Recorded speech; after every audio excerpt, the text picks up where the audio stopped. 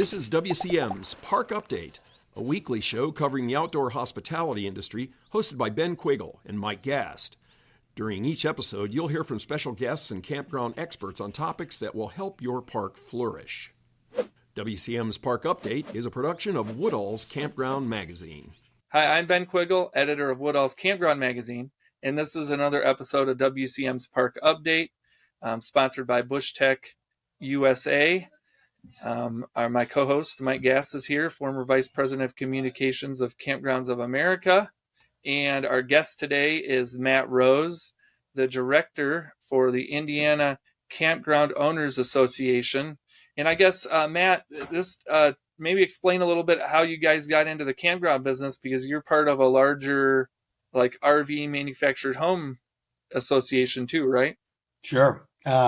So we're a very small office, but we have our hands in a lot around the state of Indiana. So our association started back in the mid 40s as a manufactured housing association, and today we are the state nonprofit trade association, and we represent three different industries: the manufactured housing industry, the RV industry, and then the state's private campgrounds.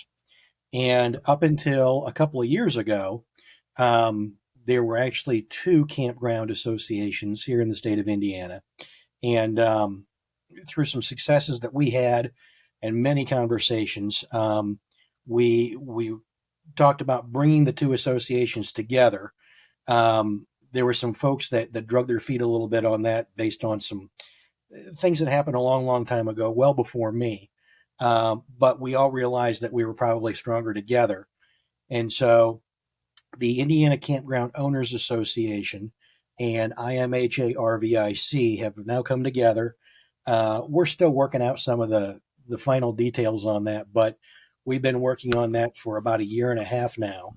And so we were in the Campground Association business before, and now we have partnered up, and we've basically joined up the two associations. So the Indiana Campground Owners Association now is within our roof here in Indianapolis.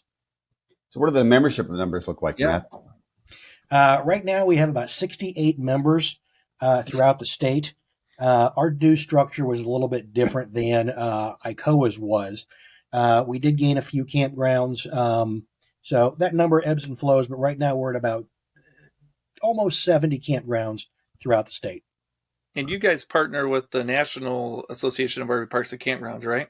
Yes, we do. Okay. So we are the state affiliate and the only campground association in the state right now. But yes, we are partners with ARVIC.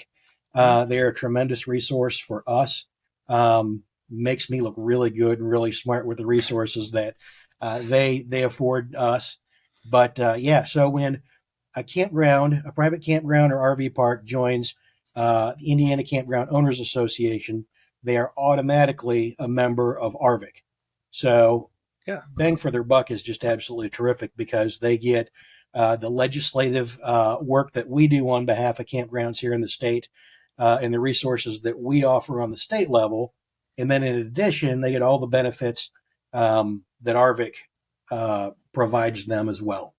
So I'm guessing that the Indiana campgrounds might be a little bit different, since you're sitting at the mecca of RV construction. Is that true? Are the campgrounds operated a little bit differently? Do they have a different feel to them? Are campers more experienced because they're where they are? No, not necessarily. Clearly we are the home of the RV industry, and we produce 87% of all RVs that you see on the road today.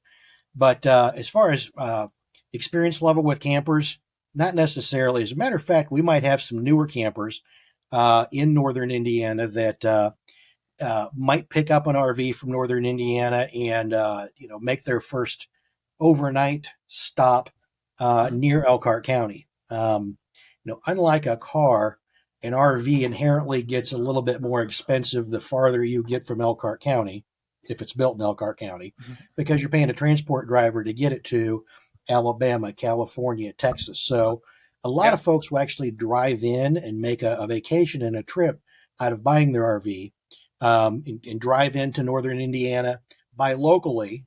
We like to say buy it where it's built and save.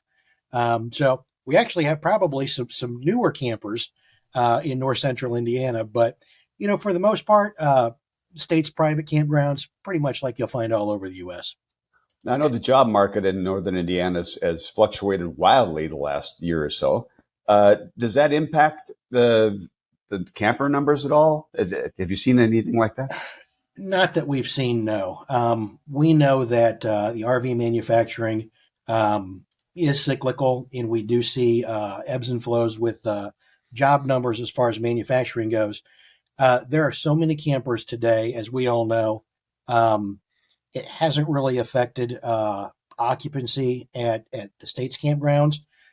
We're coming off of the third best year campgrounds have seen in recent history. So, no, I think the job numbers on the manufacturing, of course, changes a little bit, but as far as occupancy and campgrounds staying busy, that hasn't affected that at all. So I know that you had a big couple of years post-COVID, or at least post-pandemic. And were the campgrounds in Indiana housing a lot of RV workers? Actually, that's a great question. Yes. One of our biggest home runs as of late was getting campgrounds opened up during that summer of COVID in 2020. When everything shut down middle of March, a lot of our campgrounds were very puckered up because especially northern Indiana campgrounds typically don't operate year round. They were coming out of the winter months and looking forward to opening. And of course, Memorial Day weekend is one of the Super Bowl weekends that a campground has.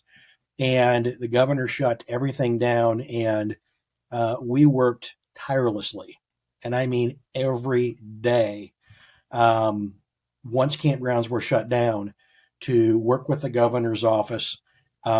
We took many different angles, but we were successful in finally getting campgrounds open like 48 hours prior to the Labor Day or the Memorial Day weekend. So that was a huge home run.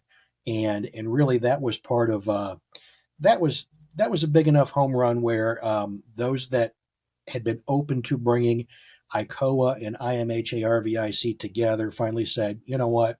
You guys are the real deal. We can see that you're working on behalf of Indiana's campgrounds. I think we need to move forward with further conversations in bringing these two associations together. So, yeah. Yeah. I know your boss, Ron, I'm going to, hopefully I say his last name right, Breimer? Breimeyer. Yeah. Okay. We'll just let you know. He's going to be inducted into the Hall of Fame, the RVMH Hall of Fame this year. So that's pretty exciting. We are very proud of that. There were a handful of us that were instrumental in nominating him and putting together that nomination. And Ron's he's been in the industry well over, I want to say 25 years, but I think he's actually been working on behalf of the RV and campground industries for close to 30 years now. And through the nomination process, I actually learned a few things about my own boss and our executive director. We're very proud of that. He's being inducted in August. And, Ron's been associated with campground industry, the RV industry, and the manufactured housing industry. So I was especially proud to get him into the Hall of Fame under the RV side. And his accomplishments go on. And again, I learned a few things about what Ron did well before I was associated with this industry. Well, you guys have been doing excellent on the legislation front, it looks like. I know you guys, pretty much right after you took over operating the association, you guys had the big win with the limited liability law, and you guys have been working on other legislative pieces at the state level too, right? We have.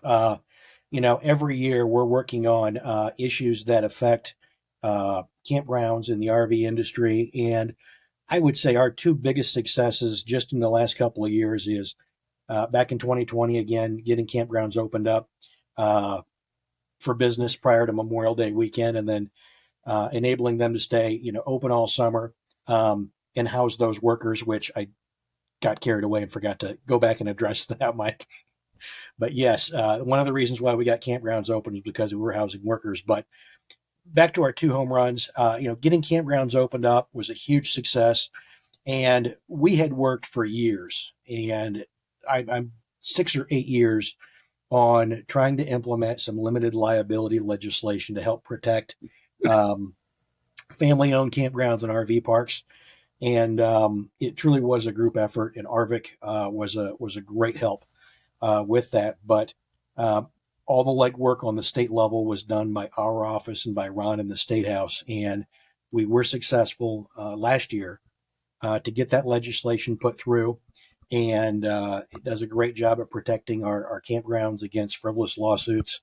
And basically, in a nutshell, it says, hey, if you're going to go camping and if you're going to be in a campground where there are trees and there are roots and rocks, you might stumble and fall. So you need to accept those inherent risks of being outside and being in a campground. And that passed. We were successful last year, and that went into effect July 1st of 2022.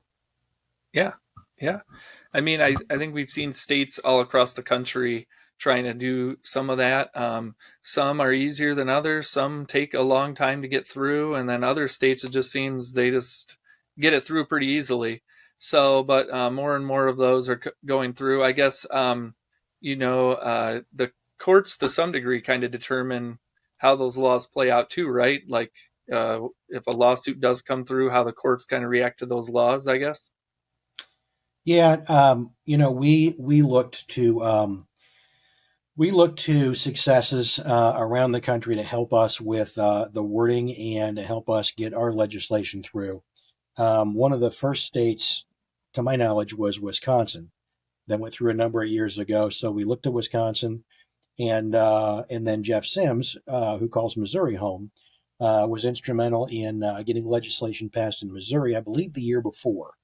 So that was in 2021. So we looked to other states for help. We looked to Jeff Sims and ARVIC's expertise to help us out with that as well. But we worked tirelessly for 6-7 years to get that through. And so we were finally successful on the state level last year, and that's something we're quite proud of. So has the face of the owner changed in Indiana? Do you see more corporate ownership now, less mom and pop operations? It's coming, and there are a few campgrounds, especially in southern Indiana. Once you get down in the Brown County area, the Hoosier National Forest area, we're seeing it on the RV side quicker than we are seeing on the campground side. We do have some large companies that are coming in, and again, it's there, but I would say statewide, there are probably only 6 or 8 campgrounds that are owned by the big boys.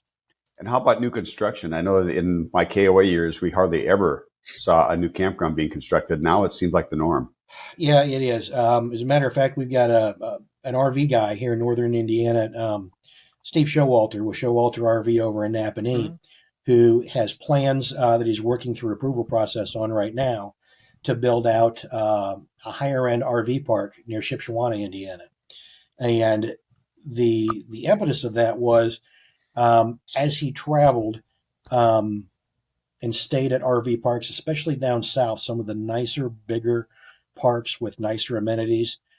He saw a lack of that here in Indiana, so he's taken it upon himself to develop a new RV park up here. But yeah, I have assisted a couple of different folks here in the state as far as next steps, approval processes, introductions with the Indiana State Department of Health, which regulates the state's campgrounds here in Indiana, get going. But I think that campgrounds have had successful enough years in the last couple of years that they are a little bit more financially ready to expand or to build new campgrounds, but it's still, as we all know, very expensive. And there are some new plans in place. There are some people looking at developing campgrounds. They're coming, and of course, we all know that they're sorely needed. And then there's, I know there's one right off the toll road in Elkhart that they're building out right there by where the hotels are at off the toll road. I I don't know when that one opens. I think it was getting pretty close to opening. But that one was more of like I don't want to say a parking lot, but like, a place where people can get off the toll road, have a nice place to stay for the night. So Yeah. a nice. I haven't met those fellas yet, but I know a couple of guys in the Elkhart area that do know them. And you're right. It's that campground is not so much a park under a shade tree, crack a cold one, and unload the kayaks and the fishing poles. Yeah. That's more of a stop on the way through on the toll road. Yep. And I've also been told that they will house, or their goal is to house some workers. Workers that are coming in that might be working on some infrastructure developments, wind farms, guys that are seasonal workers. So they've kind of targeted that a little bit more than a leisure type campground. Yeah. Well, we have to pause for a second to recognize our sponsor, Bush Tech Safari USA, and we will be right back. No, ma'am. This is a 5-star establishment. We do not have tents. Another one. Another one. With bespoke modern design, state-of-the-art craftsmanship, and only the finest quality materials, Bush Tech Safari manufactures tents that take luxury to the next level. A true combination of 5-star luxury and a 5 billion star experience. Tents. Better, best, Bush Tech. Hi, welcome back to WCM's Park Update. Our guest today is Matt Rose, and we are talking about Indiana and campgrounds in Indiana, RV parks, the RVing industry. And I know, Matt, you went to Capitol Hill not too long ago with the National Association of RV Parks and Campgrounds. I guess just tell us a little bit about your experience there. You guys were advocating for parks all across the country. Sure. It was a great trip to Washington, D.C. That was my second year. Of course, that week originated with, and the real reason that we were there is due to RVIA's RVs Move America Week, an advocacy day scheduled on Wednesday, where there are RV-related asks of our federal level legislators. But I did partner up with the RVIC crew, who did a tremendous job at organizing a very organized and targeted list of legislators with a handful of asks for things on the state level here in Indiana and also on the national level. And those calls and meetings were on Tuesday, so they didn't conflict with RVIA and RV related calls. But the RVIC team did a good job at putting together a schedule, communicating ways that we can be most effective and organizing the entire day. So it was a good week. I consider it a very good success, and it was a pleasure to work with the RVIC guys and ladies. Any change in the attitude on the Hill from your first year to this year? I saw a more receptive attitude this year than I did last year, and I'm not sure what the change is, but last year it wasn't bad, but this year I saw more questions, better engagement, a real willingness to listen, ask questions, and clarify, so that they could help us take next steps. It was very well received. Yeah.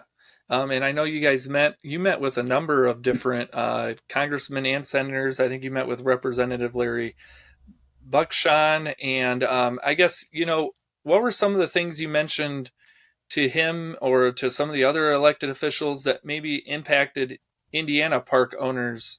I guess I know you guys talked about Death Tax Repeal Act, the ADA compliance, EV infrastructure. Are those things that are impacting park owners? Do you hear from park owners about some of those topics? They are, and you actually hit the three really that we focused on. We met with Larry Bucshon, who is actually a part of the RV caucus. He was one of our visits, and one of the things that we talked about and we asked for his support on was the repeal of the estate tax. Yeah. So many of these campgrounds, as we know, are family-owned small businesses, and this estate tax is unfairly burdensome when somebody passes on and they need to make changes with the family. So, yes, that is affecting and has affected Indiana campgrounds and campgrounds all over the U.S. So that was a big ask. And then, the campground industry is not immune from frivolous lawsuits that we're seeing. You can't drive down the highway without seeing, big truck crash, call the hammer, let's get together and sue Yeah. people. Yep. And unfortunately, there are some folks out there that are targeting campgrounds. And one of the common sense asks that we had was the grace period, if you will, on ADA compliance on campgrounds websites. So many of these websites are done on a very elementary level because there's not a lot of money to spend on their websites, and some are. Don't get me wrong, but we asked for support on some common sense legislation to basically say, hey, for these small businesses, including small parks and campgrounds, let's have a little bit of a grace period. So if there's something wrong or does not comply with ADA, let's give them a grace period to get it fixed before we go running to the courthouse trying to file a suit against them for non-compliance. And I think that's just common sense. Have you heard of any ADA related lawsuits in Indiana that have impacted park owners? Not in Indiana. Okay. I have not personally.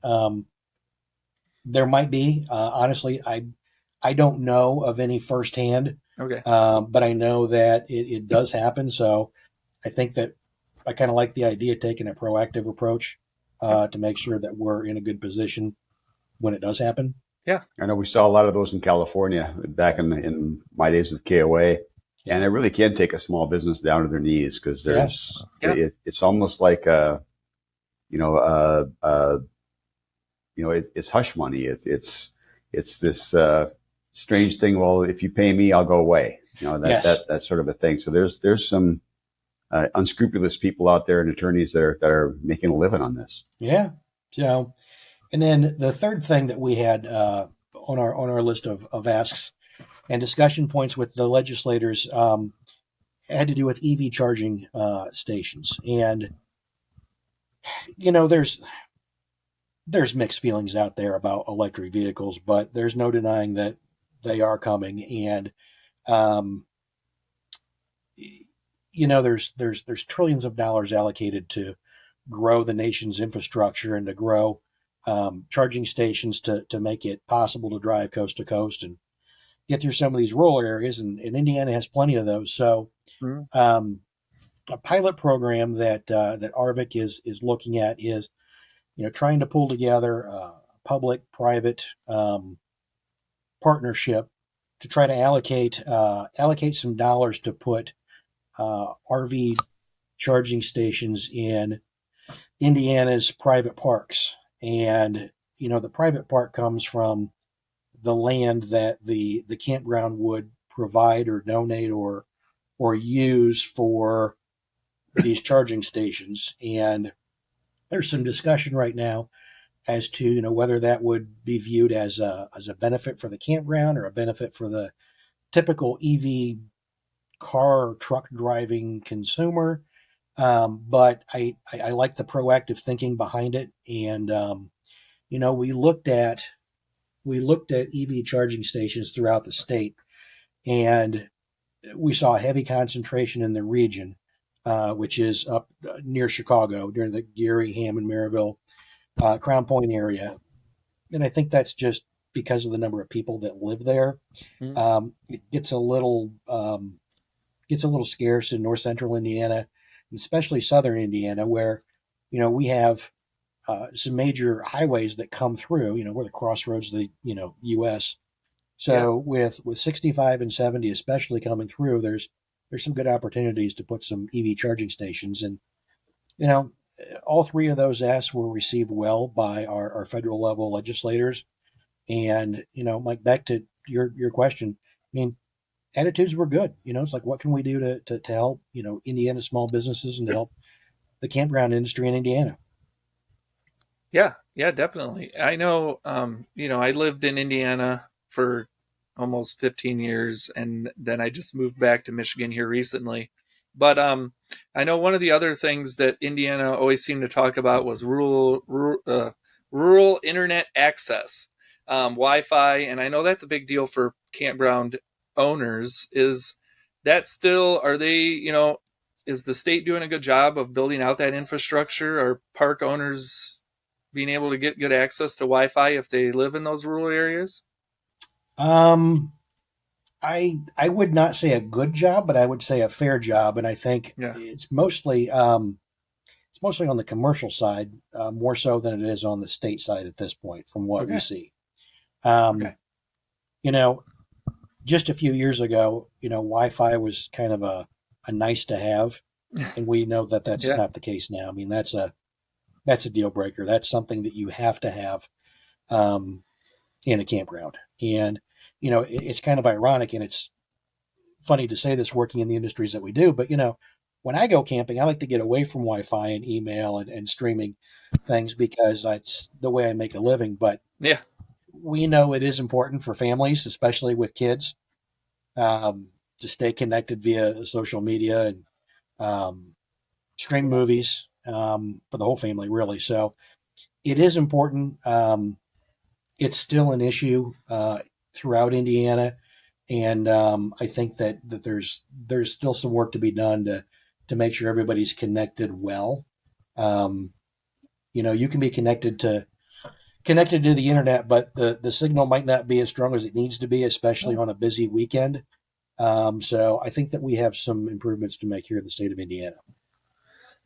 And then I think, Mike and I mention EVs a lot, and I kind of get tired of talking about electric vehicles. But one of the other things we've started talking about, well, at least I have for the last month or so, is the eclipse. And I know Indiana's like in a prime position for this eclipse. Is that something that you're hearing from park owners? As people are looking for campground sites? What does that look like for the association? Is there going to be marketing for that at all? I guess. Yeah, we haven't done as good a job as we probably should have at this point, but we're about a year out now. So Yeah. yeah, I mean, Indiana is poised perfectly in the path of the eclipse, and it is a big deal. Most campgrounds have actually identified that and picked up on it, and there are some that are still like, Matt, what's this eclipse thing? I'm like, well, you probably need to mark your calendar because it's going to be a big deal. So we will help support our member campgrounds and campgrounds throughout the state of Indiana with all the resources that we have and we can help with as far as monopolizing on that weekend and making sure that it's a good celebration. And we're poised and everybody's set for the influx because there's not going to be an empty campsite. No. I know last time that happened when it was going west to east, it was I think a lot of campgrounds along the route got caught with their pants down a little bit, and they hadn't considered their booking calendars far enough in advance, so they didn't have their rates set up a little bit, even to holiday rates, if that's what they wanted to do. So it was just another day of the week for them if people booked out, and it was very hard for them to catch up and really make the money that they were due, because it was a supply and demand thing. You're right. There's no doubt that every campground, it's hard to market it because every campground will be full. It's more about getting ahead of it if you're an owner and making sure that you're getting the rate that you deserve for that weekend. Oh yeah. And, I've talked to a couple of people that don't realize what a big deal this is. And a story that I like to tell them was a few years ago during the last eclipse, I had a buddy who had a special birthday, and his wife was doing a surprise party for him in Atlanta. And I flew to Atlanta for the weekend for his birthday celebration. And it was during or right before the last eclipse, and the airport and the rental car counters were jam-packed. And I didn't truly realize why until I started listening to people around me. And I learned that, people were flying into Atlanta because evidently, I believe North Georgia at that point was right in the path. And so I tell them, I said, people not only, will be traveling to camp, but people are flying around the country to see this kind of stuff. So it's a big deal. Yeah. You need to be prepared, and, not that we want to gouge people, but make sure that you're positioned correctly for a big deal.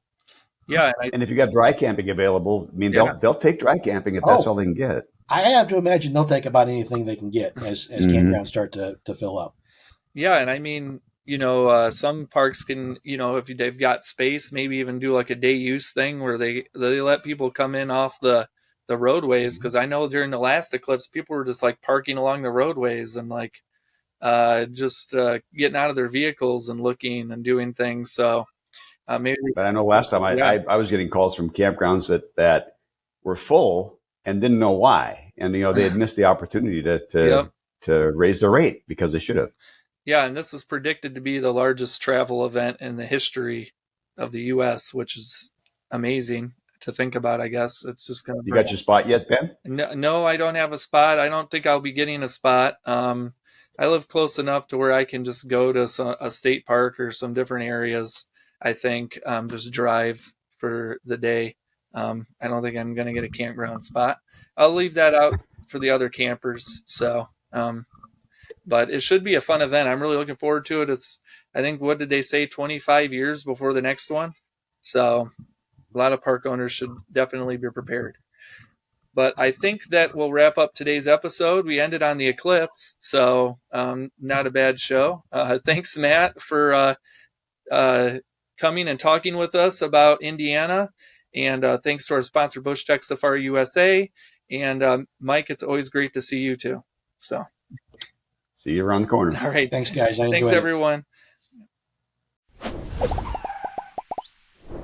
Thank you for listening to WCM's Park Update, a production of Woodall's Campground Magazine. Join us for a new show each Tuesday at 3 p.m. Eastern on Facebook, YouTube, and wherever you listen to podcasts. Follow us on Facebook and LinkedIn for daily news and updates, and subscribe to our news feed on our website at woodallscm.com. Show hosts are Ben Quiggle and Mike Gast. Executive producers Rick Kessler and Alex Burkett. Copyright 2022, G&G Media Group.